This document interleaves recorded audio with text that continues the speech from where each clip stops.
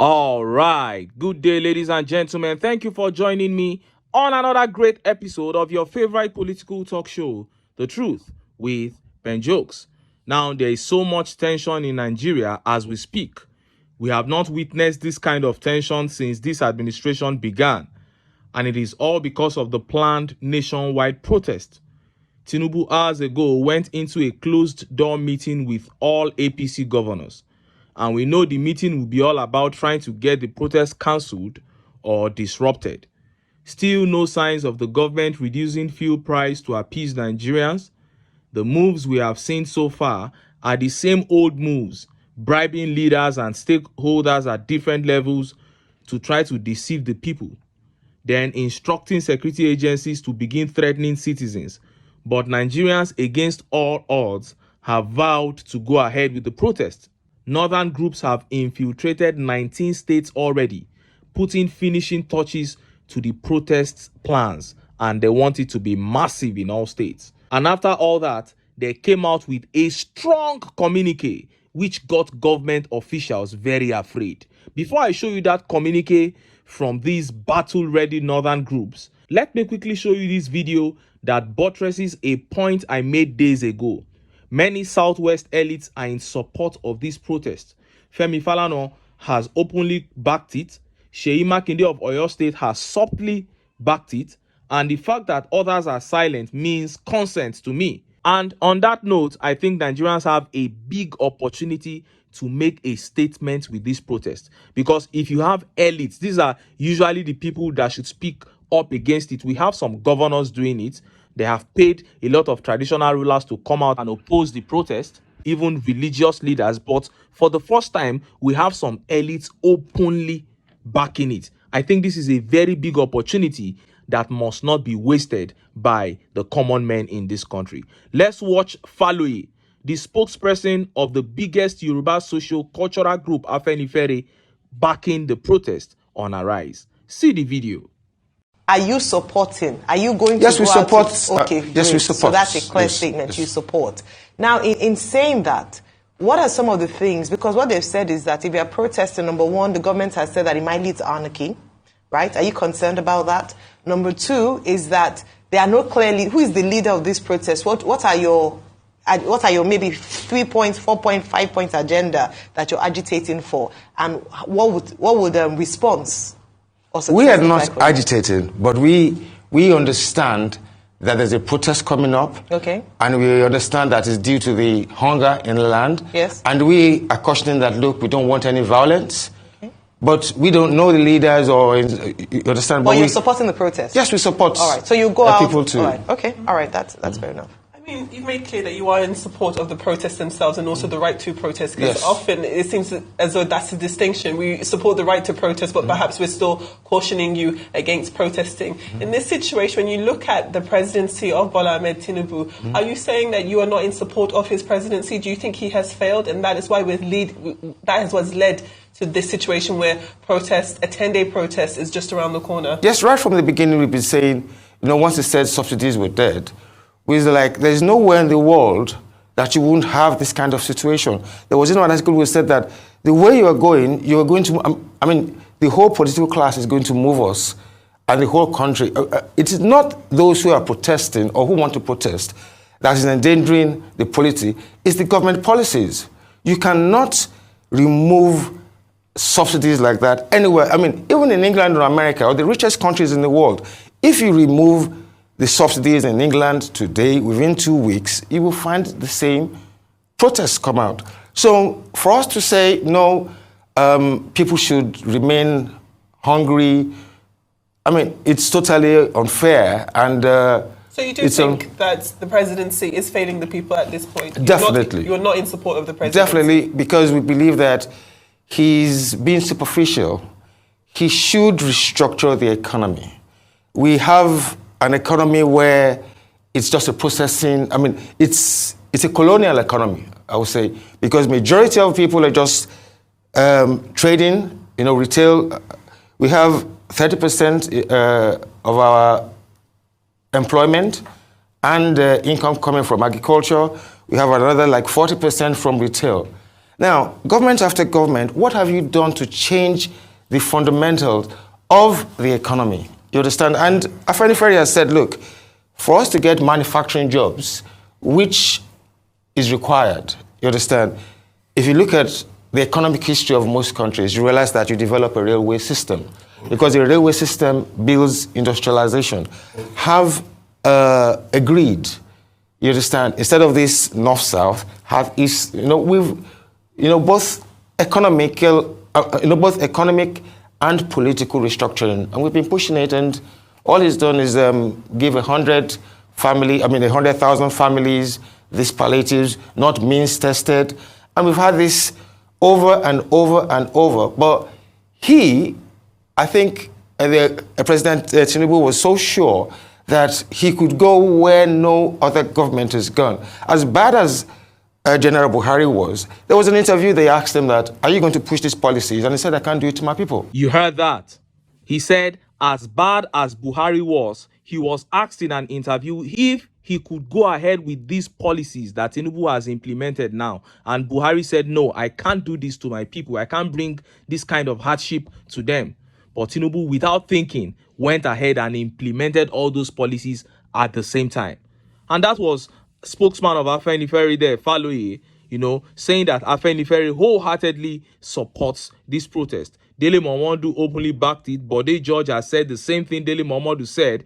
They both said Tinubu pushed Nigerians into protesting with his policies. So with all this support from elites, if hungry Nigerians don't come out en masse this time around to demand an end to bad governance, I will only laugh at them henceforth.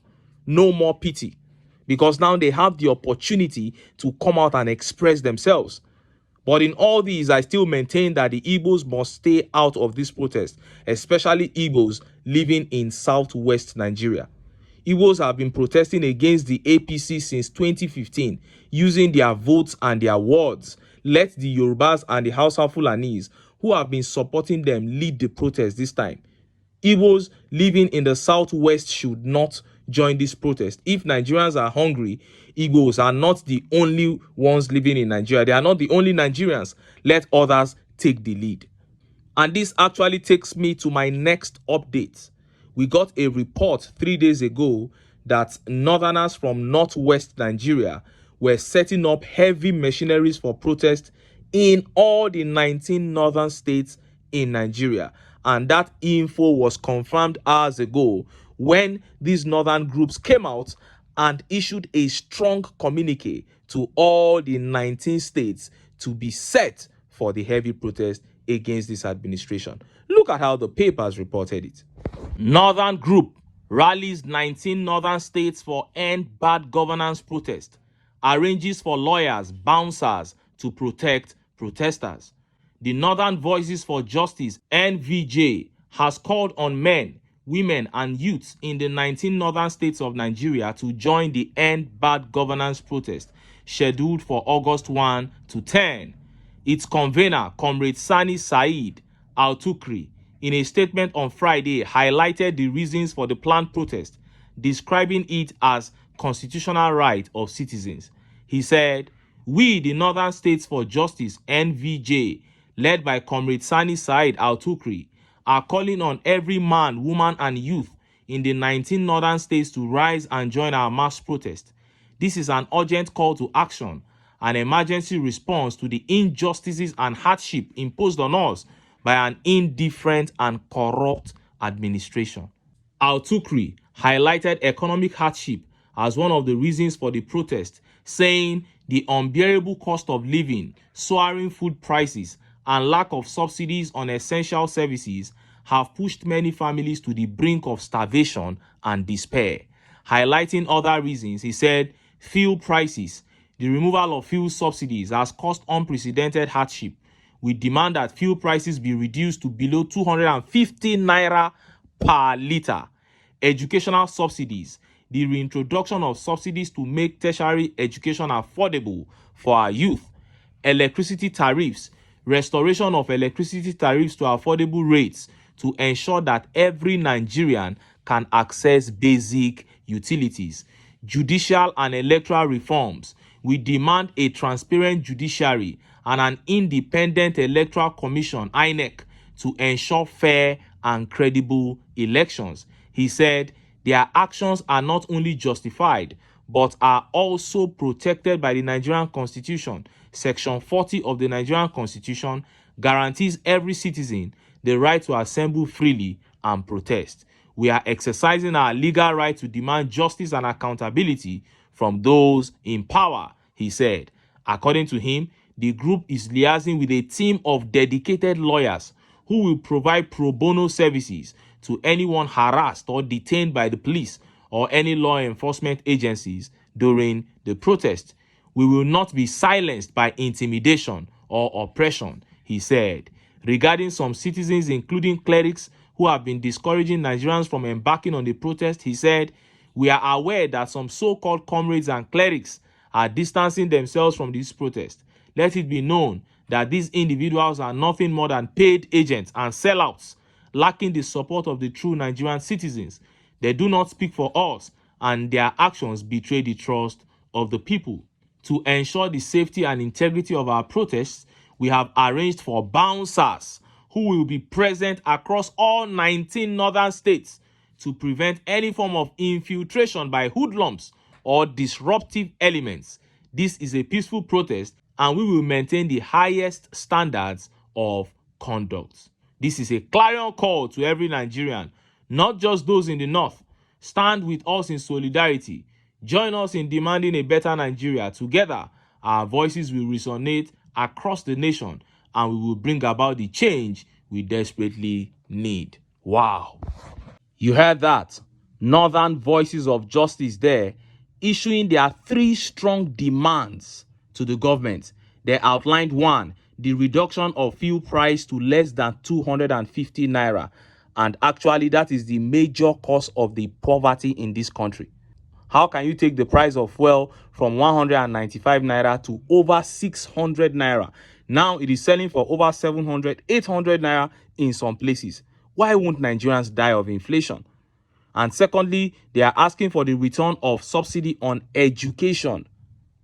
Last year, UNESCO said Nigeria had 22 million out of school children, only for us to remove subsidy on education this year. What do you think is going to come out of that? The number of out-of-school children is going to double or triple. These are anti-people policies. And we are removing all these subsidies for us to have enough money to do what? To buy cars and buy private jets? What kind of sense does this make? And number 3, which is the most important one, they are asking for electoral reforms to ensure credible and transparent elections. I said this in one of my videos, I think 2 or 3 days ago, that credible and transparent electoral reforms must be part of the demands of protesters. If not, everything we are doing is just a waste of time. If we cannot elect our own leaders, let me tell you the power of being able to elect our own leaders. Number 1, it gets us to have our own choice, which is the very essence of democracy. Then number 2, it gets the person in power to behave well. When you know that power is in the hands of the people, you will behave well. But when you know that you can always force your way in, then you owe the people nothing. Now, this group has also learnt the way of the politicians. After secretly setting up heavy machineries for protest in the 19 northern states of Nigeria, they are now coming out to issue this communique to make it look as if it is the communique, the call to action that will ginger people to come out. Meanwhile, they have done serious underground work to make sure that this protest takes place massively in the 19 states of the Federation. And I'm proud of the action they have taken. Politicians must know that they are not the only smart people in this country. As a matter of fact, they are not even amongst the smartest people in this country. I keep saying it. There are many, very many Nigerians that are smarter than these politicians. The only reason the politicians are thriving is because of the disunity amongst the people. And once the people are divided, there is no strength. You rise up against something, some people are rising up for it. Even these protests, they are already counter-protests, being groomed in so many centers. But if the people can unite, haba, these guys, within weeks, within months, look at National Assembly, all of them have absconded just because Nigerians are saying they want to protest. Can these ones withstand 2 days of heavy protest? They can't. If Nigerians come together and demand that the right thing be done, I am telling you, in no time, this country will be fixed. We keep our fingers crossed and see how this is going to play out. I'm really hopeful, but as I keep saying, if Nigerians don't come out to demand what must be done to make this suffering reduce massively, if they don't come out to demand it, henceforth, I'll just be laughing at Nigerians. No more pity for them if they suffer. But until then, make I still enter town.